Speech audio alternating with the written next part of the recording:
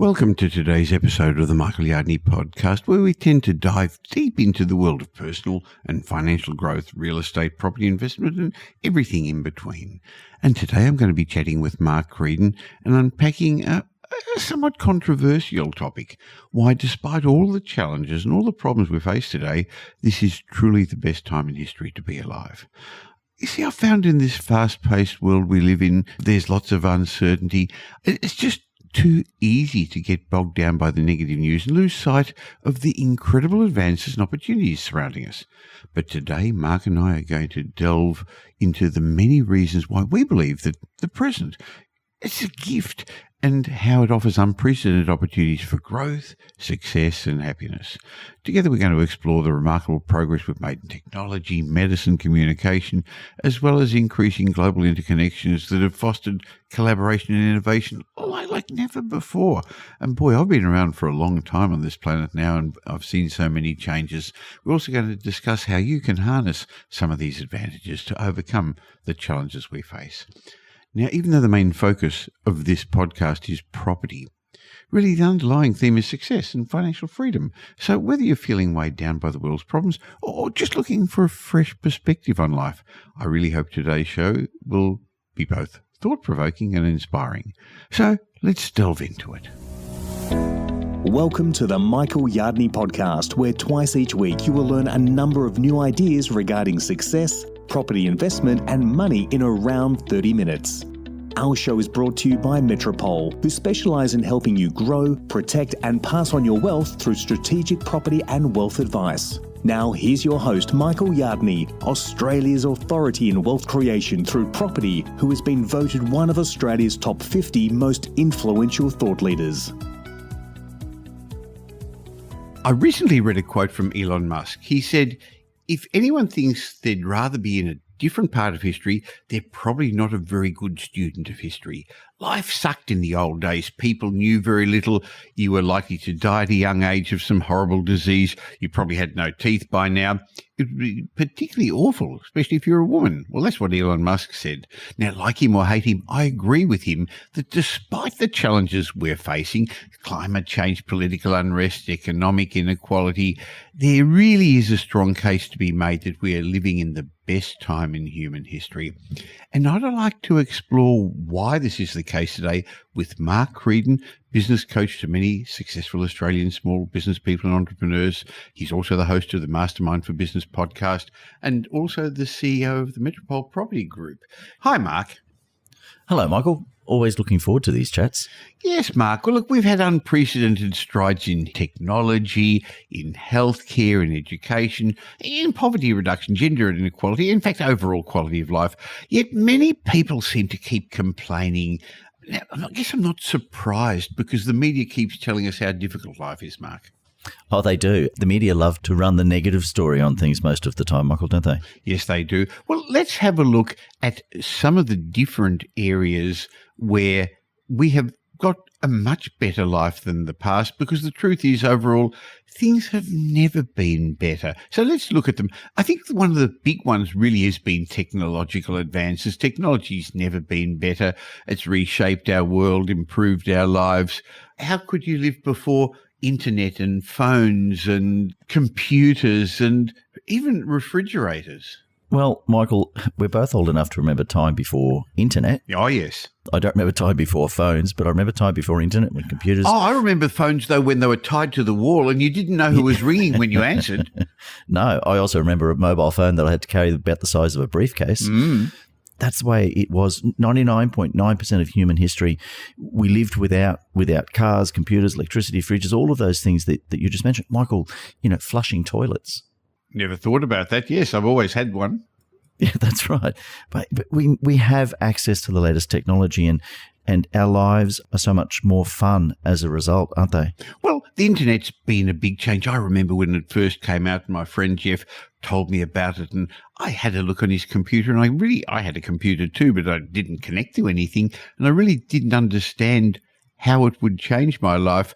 Now, apparently, there's close to 5 billion active internet users, 62% of the world's population, while back in 2000, which wasn't that long ago, only 6% of the world's population was connected to the internet. So if you think about that, we've gone from 6% to 62% in 20 years. What will it be like in 5 or 10 years? I suppose the other big change, Michael, is particularly in recent times, has been around AI, artificial intelligence. Yeah, I know a lot of people are worried about that, but AI's been around for a long time. Just think Siri, think Alexa. It's been listening to us. It's been paying attention. It's been telling us what to do. But I think it is going to revolutionise the way we do a lot of things, not just writing with ChatGPT, but healthcare, manufacturing, finance. And there's some good benefits as well. Good benefits, I guess benefits are good, aren't they? If you talk about AI algorithms, they're looking for cancer. They're looking to detect cancer at an early stage. I saw this article actually on the news last night that using AI, they've been able to generate this process for use in radiation therapy. And what it's meant is they can get the accuracy of the radiation therapy within 1 millimeter. They're not radiating cells that are healthy cells. People come away with burns and healthy cells ruined. And they were talking in particular about throat cancer, Michael, and people come away, losing the ability to having saliva glands ruined or losing the ability to speak. That is now not the case because of this pinpoint laser accuracy that was created through artificial intelligence. So what a wonderful future that is. Sure. So again, we're working through many of the reasons we're in the best time in history. And while I'm sure there'll be people who can find negative sides of all these technologies, in many ways it's more positive. I think another big technology change is renewable energy. That's a big fuss at the moment with climate change, and the cost of solar and wind energy, which used to be particularly expensive, has dropped. So renewable energy is really going to be a bigger factor in the future. Yeah, I mean, if you look at, I think it was 2019, they accounted for some 27% of global electricity generation, an increase of some 5-6% in a matter of 4 years. And again, I think that'll grow exponentially. So yet again, great examples of why this really is the best time. Well, when you look at the best time in history, I'm happy that I'm likely on statistics to live to the age of 90. They say if men get to the age of 60, they've got a good chance of getting to 90. In fact, millions of people around the world are living well above 90 and even 100 nowadays. Oh, be very careful when I'm crossing the road for the next 6 months then, Michael. If you make it to 60, you'll be right. Make it to 60, I'll be fine. I remember coming to your 50th birthday party. Remember the surprise? We'd just come back from an overseas trip and we said, no, we're not turning up. And gee, was that 10 years ago? Amazing. Yeah, it was. Yes, it was. Yeah. But you're right. I mean, I think there's 500,000 people around the world over the age of 100. And that's likely to skyrocket by 2050, Mike, to almost 4 million people. That's amazing. And it's, of course, related to life expectancy improvements because of new treatments, vaccines, but also improved sanitation, hygiene, access to clean water, all those things we take for granted. And the governments around the world have got public health initiatives, better nutrition. Imagine what would have happened if we didn't have those vaccines that came out so quickly a couple of years ago with regard to COVID. Well, that's right. I mean, if you look at the fact that vaccines have led to the eradication, largely to the eradication of smallpox, the near elimination of polio, never before in history has something been so quick to respond with a vaccine as COVID-19. That just showed us how powerful science is. And again, another reason why we're very fortunate living in the time we do. Amazing. But when our kids and grandkids look back, they're going to wonder, how did we survive? How did we get away with this? But in reality, we've actually got more options than ever before. Options to do all sorts of things. We're spoiled for choice. I mean, in the area that you're particularly interested in, business options are easier and greater than ever before.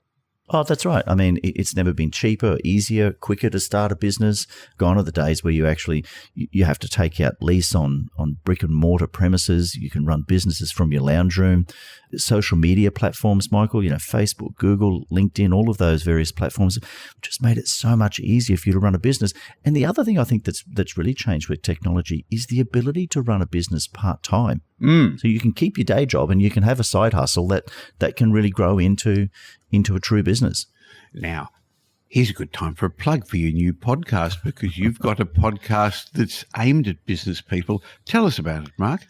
Michael, it's a very short, sharp podcast. It's Mastermind for Business. Mastermind for Business, you can find it wherever you subscribe to podcasts, or you can go to mastermindforbusiness.com.au. But really, it's a 15-minute podcast, very practical, hands-on, designed to help people to build a business that is less reliant on them than it is right now. Okay, and wherever you're listening to this podcast, you'll find that as well. So we were talking about the extra options we've got nowadays, business options, I guess also career options. In the old days, many years ago, you used to need an apprenticeship. You often did what your parents and grandparents did. You followed the family tradition. There's so many entertainment options, food options, investment options, entertainment, things like movies, TV. How do you pay? You don't need money anymore, shopping options, and it's never been easier to travel the world. So, yes, I think we've never had it as easy to do lots of things as we have today, Mark. Michael, I was watching the movie Elvis, and there's all sorts of reasons why Elvis didn't travel, but one of them was just the logistics of traveling. If Elvis was around now, everybody around the world would be able to see Elvis live in concert, because traveling, shows, being able to travel, massive shows, huge stadium shows, being able to travel is so much easier. Or being able to travel to see them is so much easier now. It is, isn't it? And sometimes you don't have to go further than the next room, and you turn on your streaming TV channel. That's right. That's right. So as we go through the list of why and I agree now that you also think this is the best time in the world, yes, we are having some challenges with higher cost of living and difficulty surviving the financial issues, but the efforts to reduce poverty around the world have improved global standards of living. In Australia, the poorest people would be the equivalent of the richest people in other countries. I remember a number of years ago, Pam and I did a cruise down the west coast of Africa where poverty was rife. People just didn't have enough food to eat. And the countries, I couldn't see how people could move up the ranks because there was so much corruption and poverty was just ripe. And no way out. The thing about the rapid economic growth that we've seen, across the world, no doubt there is still poverty, and no doubt there's still people struggling. But Michael, I read the other day that, for example, China's reduced its poverty rate from 88% in 1981 to 0.7% in 2019. Wow, that's amazing. So while almost everyone was poor back then, China has now become a modern country, and gone from almost everyone to almost no one. That's right. And the governments have also protected us. There's various safety nets. Just look what happened over COVID, how they were able to support us. And in other parts of the world, there's also ways of reducing poverty with food assistance, subsidised healthcare. So again, we are at the wealthiest time in history. And in Australia, it's been shown on many different measures, we're the wealthiest country in the world, aren't we? Yeah, we are. And I think if we talk about social safety nets and various things that the governments here in Australia and around the world have introduced, technology's made that so much easier, Michael. So you can get aid very quickly to people. You can get aid through electronic transfers that if we go back 20 or 30 years, would have been a logistic nightmare and simply would have taken so long to introduce. So yet again, the sign of the times of how technology is helping us to eliminate some of the poverty and some of the issues we've had in the past. Well, one of the ways of helping people out of poverty is to make them more literate and educate them. Of course, there's got to be the opportunities in the country, but boy, more and more of us are finishing school, going into tertiary education. Remember, in the old days, a lot of people listening to this wouldn't remember that my parents didn't finish high school, and I don't know that yours did. And in fact, most people couldn't afford to. They had to go out and get a job, and that's still the case in many countries, but not the case today. And it's made so much easier with the rise of online education platforms. Well, that's right. Michael, I think when I went to university first time, I had to go to every lecture. I'd go over night time. I'd go to lectures. I'd sit in the lectures. I used to handwrite notes. When I went back and did my second stint at uni, I did go to lectures, but I didn't need to. Everything was online. I could have just downloaded the notes. I didn't actually have to take notes because the lecturers provided all the notes in PowerPoints that came in a download for you. It's so much easier. Even apart from university, if you want to learn something now, it's so easy to enroll and relatively cheap to enroll in an online course. It is. I guess there's other ways you can learn as well by joining masterminds and other mentors who can help you as well. I know earlier this morning I was on a hot seat, and I know at Business Accelerator Mastermind you regularly have hot seats where you can learn from experts around the world and around Australia, and you don't have to leave the comfort of your home. No, it's very convenient now. There's a great thing about things like Teams and Zoom and all those various platforms that enable you to learn from the comfort of your home or your office without having to travel. I guess we should also point out that learning should never stop. That's one of the reasons some people are very successful investors, very successful business people. I know you and I keep learning, and I know you also, in your role as a coach at Business Accelerator Mastermind, keep teaching. Actually, maybe we could just have a quick break and have a talk about how you do that. How we do it in Business Accelerator Mastermind, Michael, it's a coaching program which is designed to help people in professional services or professional practice or a service business where the business is just too reliant on them. And that's the great thing about that program as well. Again, whilst we do get together 3 times a year where people come in from around the country and from New Zealand and come and spend a couple of days with us, everything else is done online. We do one-on-one sessions, we do group sessions, and it's all done via Zoom. And it's just so convenient and easy for people to pick up, learn, and then apply that in their business straight away. Sure. So I'll leave a link in the show notes, but if you'd like to share the same business coach that I do and a lot of other successful business owners in Australia do, and that's, of course, our guest and now new CEO of Metropole, Mark Creedon, go to metropolemastermind.com.au. Just find out a little bit about what we do, but more importantly, just leave your name and details and have a chat with Caroline, who will explain to you what we do and see if maybe we could help you as well. And I bet you'd love to speak to them too, Mark.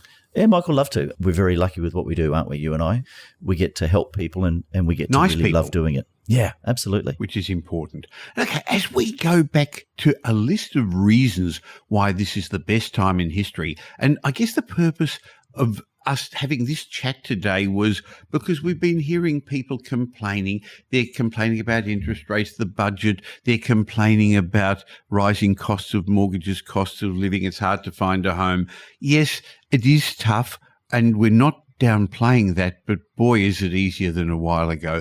And one area where there has been a significant change only in the last years, Mark, has been gender equality and women's empowerment.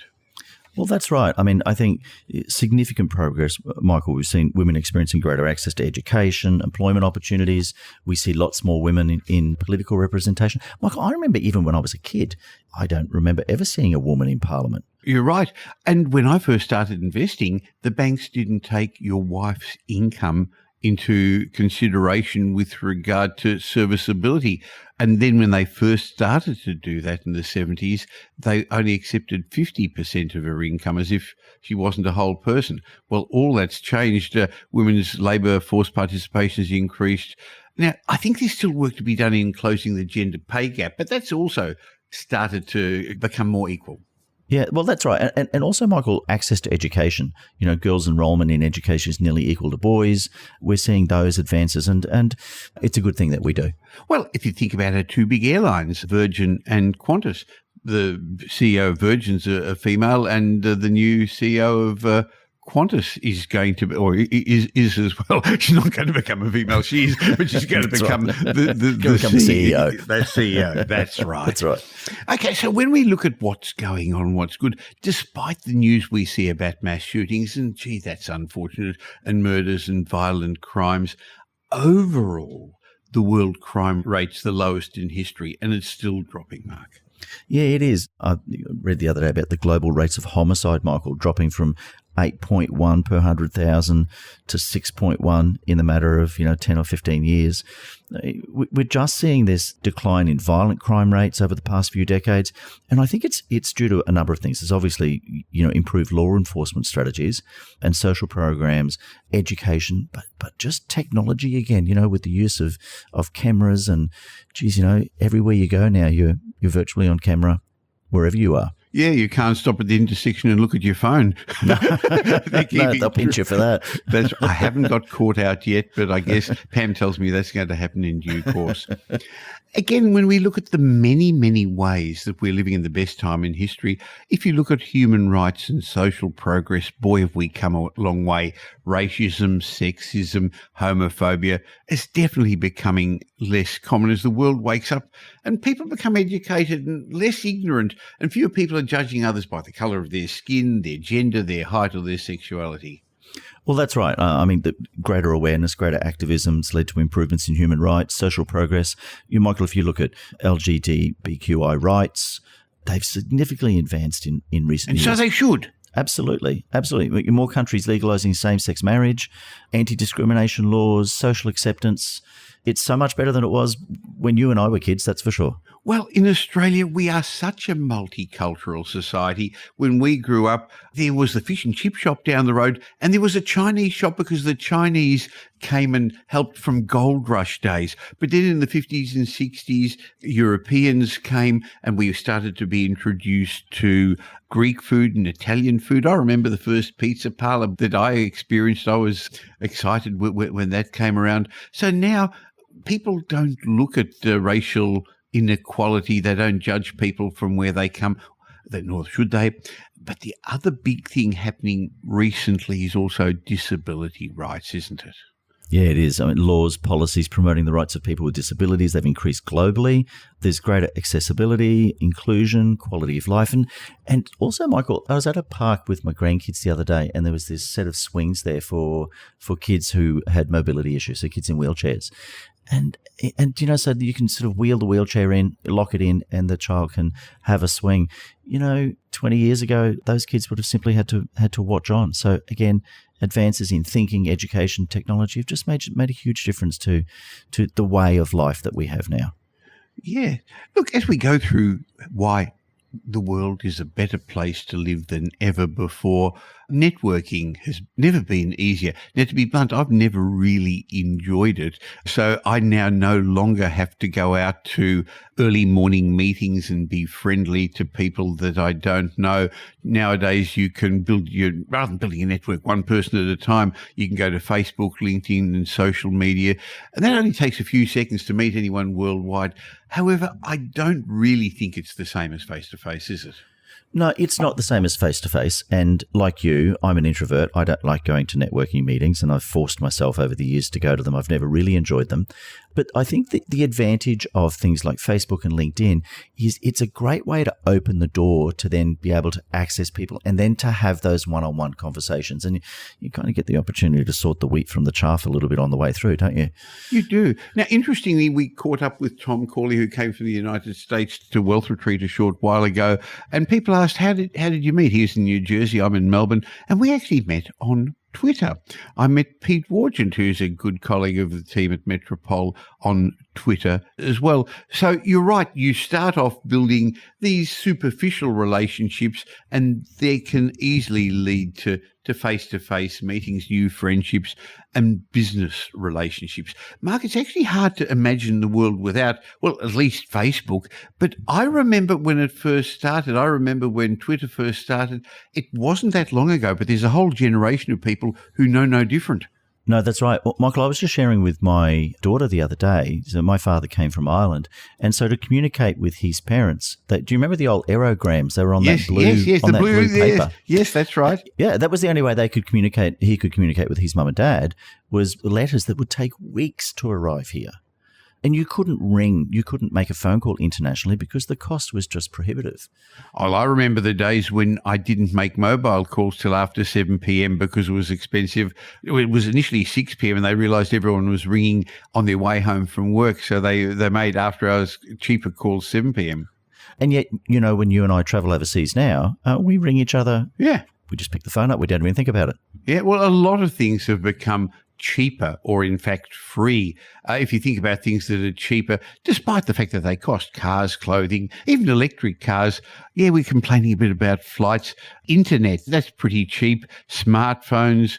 I remember the first smartphone I bought. Well, it wasn't a smartphone. It was a mobile phone. And as you said, it was a brick. It was about $4,000 in the early 1980s. So I don't know, that'd be the equivalent of $20,000 or more today. I think in 1989, I paid $3,500 to get a phone installed in my car, Michael. In the car, yes, bolted that's right. into my car. Yeah. Couldn't take it with me.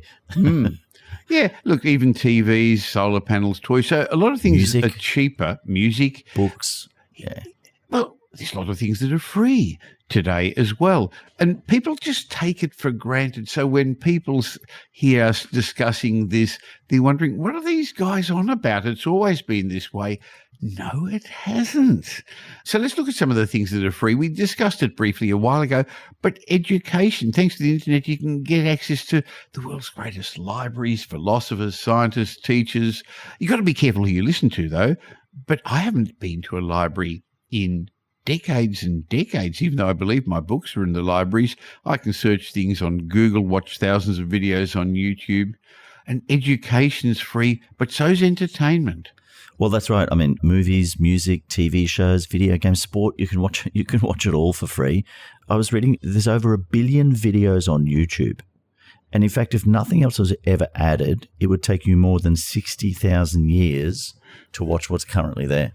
Well, you probably wouldn't want to watch most of what's there at the moment. Right. Cloud storage used to be expensive.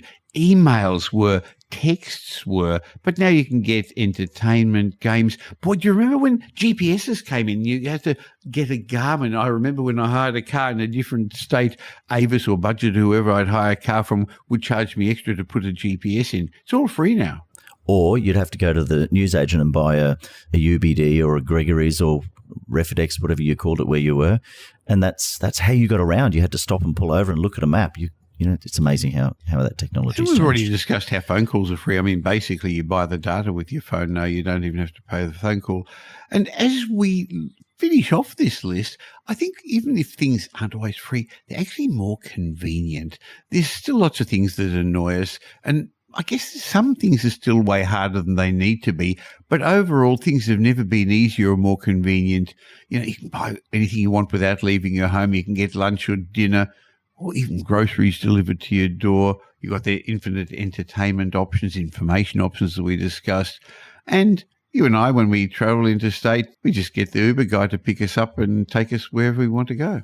Well, Michael, not only do we get an Uber, but we never have to even open our wallets. You don't even have to tap a credit card. That's funny about that, isn't it? Yes. Yeah, you just hop in, go where you're going, get out and get on your way. And it's again, these are all, it's funny because they're all really quite simple things. They're very simple things and very small things, but collectively, when you look at it, geez, it's made our life so much easier, hasn't it? It has. So sure, you're going to have problems, you're going to have challenges in your life, personal, business, financial, but it's always good to look back, and we keep mentioning how important it is to be grateful for what we've got. Sometimes it's hard to show gratitude unless you've got the perspective that we've just discussed. Yeah, you do. So, you know, I often talking with our clients about it's all about state of mind and the story you tell yourself, because it's important to keep in mind that even though we're living in the greatest time in all of human history, all of the opportunities and resources, it's not time or opportunities or resources that make you successful, Michael. It's you and what you do with it. Well, that's a good opportunity again to remind people that if you want to take advantage of the best time in history and you'd like to join a mastermind of other people who similarly want to help themselves and others in their tribe to grow their businesses or professions to the next level, why not find out about what Mark does? I'll leave a link in the show notes at Metropole Mastermind. And that's, let's be blunt, I'm a business partner with you and Caroline in that as well. So you've got access to a great set of people, but just importantly, or actually probably even more importantly, a great tribe of people, Mark. Yeah, absolutely. I know when we have our intensives, Michael, which is when people come together 3 times a year at the Gold Coast, you know, they get as much from speaking to you and me and Caroline and some of the visiting experts that we come in. They get as much from speaking to each other as they do from the experts that we provide them. So maybe my final message to you who is listening is you can have all the opportunities and all the resources available to you in the world, but what good is it if you don't take advantage of them? It's a good idea to remember that some of the most successful companies in history were started during downturns, depressions, recessions, and they proved that hard work and dedication paid off. With the property market, and I know most people listening to this are interested in property, it's a really good time. The market has turned. If you've been listening to these podcasts regularly, you'd know I've mentioned that I expected the market to reset in the middle of this year. Well, I was wrong. It actually reset earlier than I expected. And now all the various research houses and commentators suggest that it's time to get into the market again. Well, it may be the right time for you. We don't know your circumstances, but that the market's definitely bottomed. So if you want to take advantage of the best time in history, why not have a chat with the team at Metropole to help you along your way? Just go to metropole.com.au. We've got no properties to sell, but we give strategic wealth and property advice to help you get more choices in your life. So, Mark, thanks a lot. I look forward to these regular podcast, but now I've got a new way of listening to you. I enjoy your podcast, the Mastermind for Business podcast.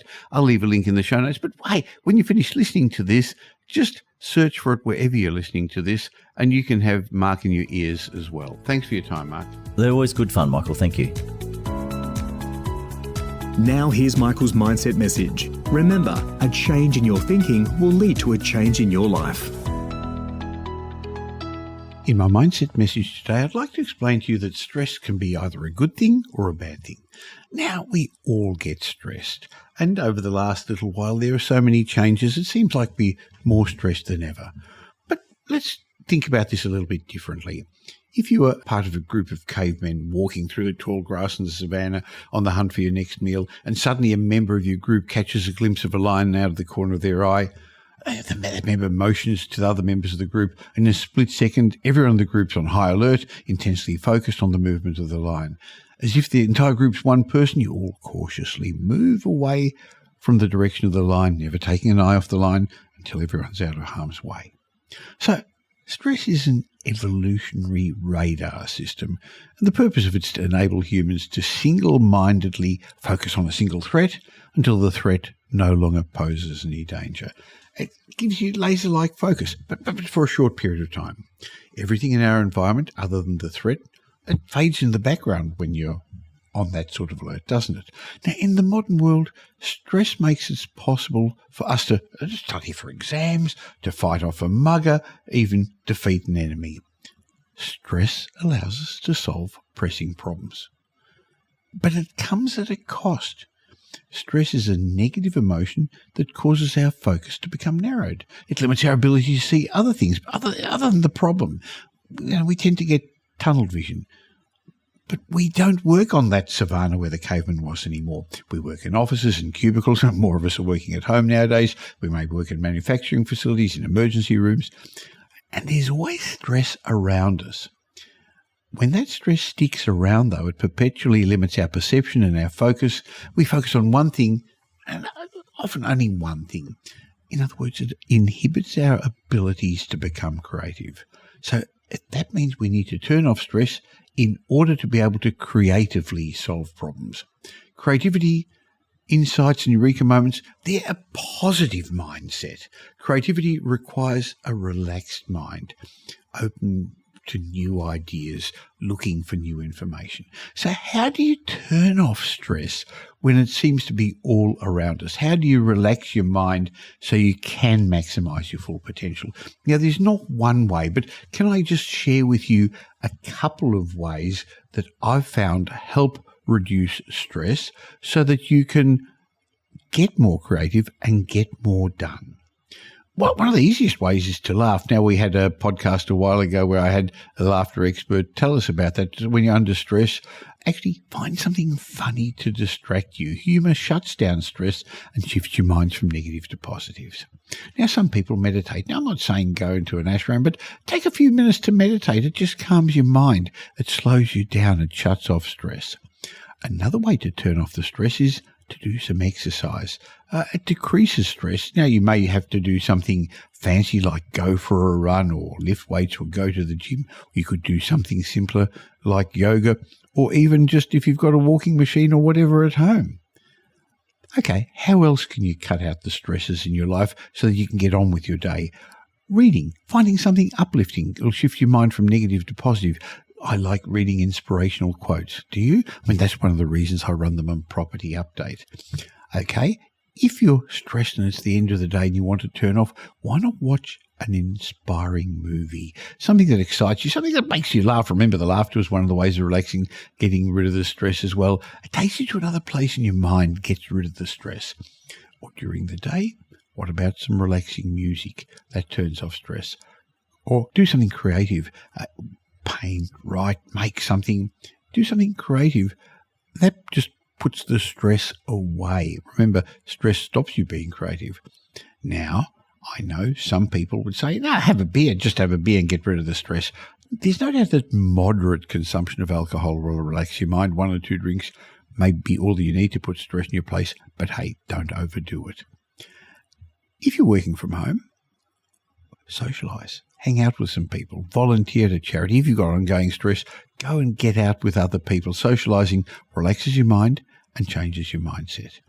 And if you are in a stressful environment, how about changing the environment? Step away from your desk. Get away from the office environment, the cubicle, your work area. Just go somewhere else for a short while to wash away your stresses. So as I started to say, stress can be a good thing in the short term because it'll help you get things done, because it'll help you focus, help you concentrate. But in the long term, ongoing stress is not a good thing. So what can you do about it? I've given you some suggestions.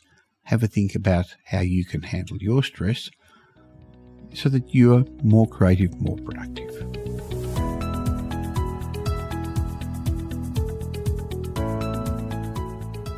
Well, thanks for spending the last little while with me, and I hope you got some benefit from this show. If you did, and you know somebody else who'd also benefit, please tell them about the Michael Yardney podcast. There's a share button on every podcast app.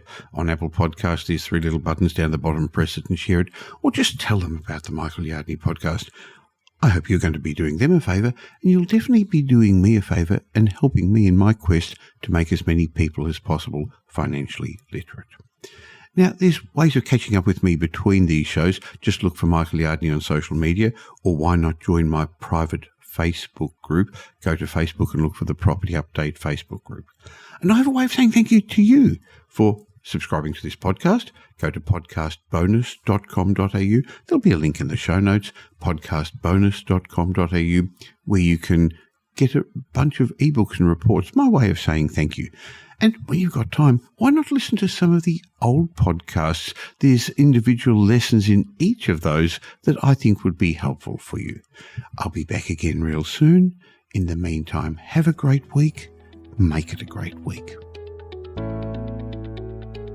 Thanks for listening to this episode of the Michael Yardney podcast, which was brought to you by Metropole, who help their clients grow, protect, and pass on their wealth through strategic property and wealth advice. If you like what you heard and don't already subscribe, you'll find us on iTunes or on your favourite Android app as the Michael Yardney podcast.